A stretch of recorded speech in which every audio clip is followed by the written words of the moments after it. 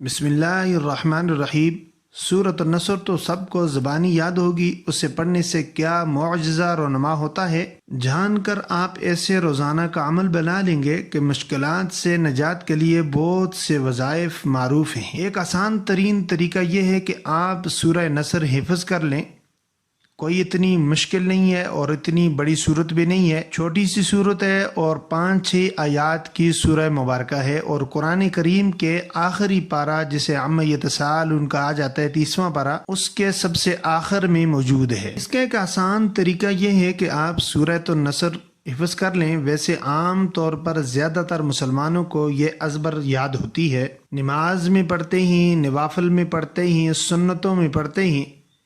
جنہیں نہیں یاد وہ بھی اس کو حفظ کر لیں کہ اس سورہ مبارکہ میں انسان کے لیے فتوحات کی خوشخبری موجود ہے۔ اللہ کریم نے فتح یابی اور بندے کو شکر و تسبیح کی ہدایت فرمائی ہے۔ اس کو رد و بلا کے لیے پڑھا جاتا ہے۔ آپ کو جسمانی اور کاروباری طور پر بچوں کے رشتوں میں، ملازمت اور امتحانات میں مشکلات کا سامنا ہے تو روزانہ اول و آخر درود پاک پڑھ کر اس سورہ مبارکہ کو 7 مرتبہ پڑھنا اپنا معمول بنا لے۔ انشاءاللہ العزیز ہر طرح کی مشکلات سے آپ کو آسانی ہوگی۔ سورۃ النصر نوٹ فرما لیں۔ اذا جاء نصر اللہ والفتح ورأیت الناس يدخلون فی دین اللہ افواجا فسبح بحمد ربک واستغفر انہو کان توابا۔